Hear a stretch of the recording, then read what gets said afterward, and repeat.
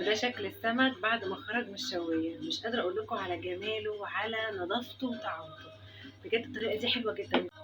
بصوا الريحه تحفه، ولا زفاره ولا بجد اي حاجه، والخضار مستوي وتحفه جدا جدا جدا.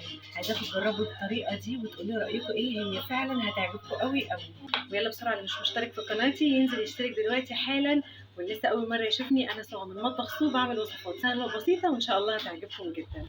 هنجيب سمك مكاريل ونخلي بتاع السمك يفتحوا لنا سنجاري. قول له افتحوا لنا سنجاري.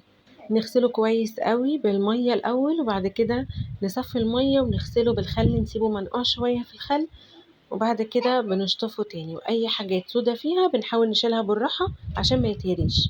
وهنحضر بقى الخضار بتاعنا اللي هو طماطم وبصل وجرجير وبقدونس. الجرجير طبعا مش هنحطه في الخلطه، بس هو لازم جنب السمك، بصراحه بنحب ناكله جنب السمك. فلفل حامي وتوم وفلفل رومي. وهنقطع بقى الخضار ده كله صغير على قد ما نقدر.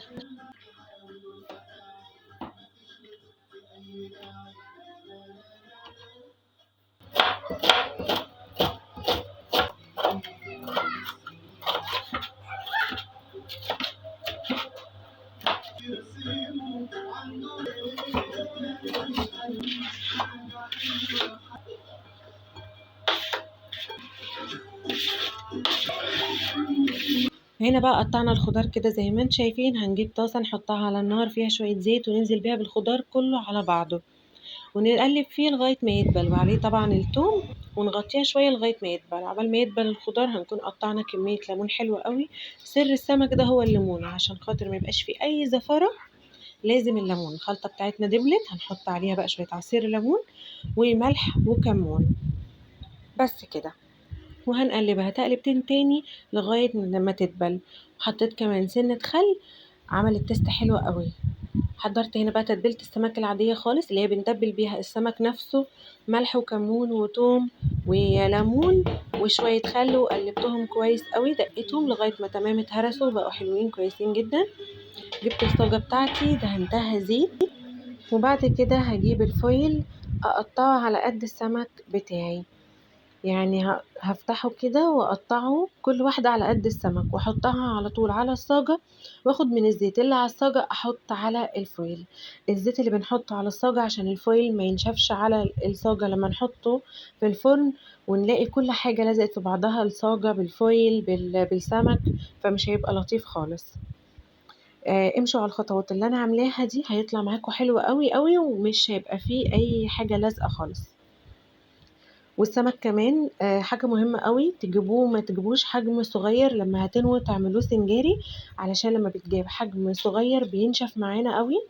انما لما بيكون حجم متوسط لكبير بيبقى فيه نسبة دهون بتنزل لما يخش الفرن، فبيستوي كمان بالدهون بتاعته، بيبقى حلو قوي.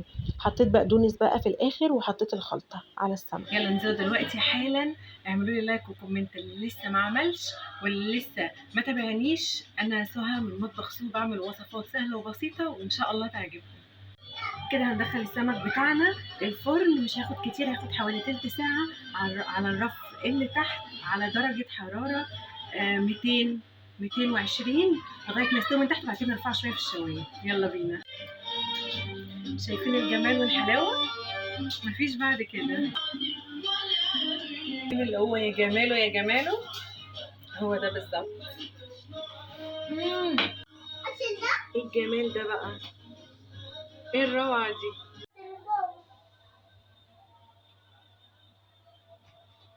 يلا باي باي.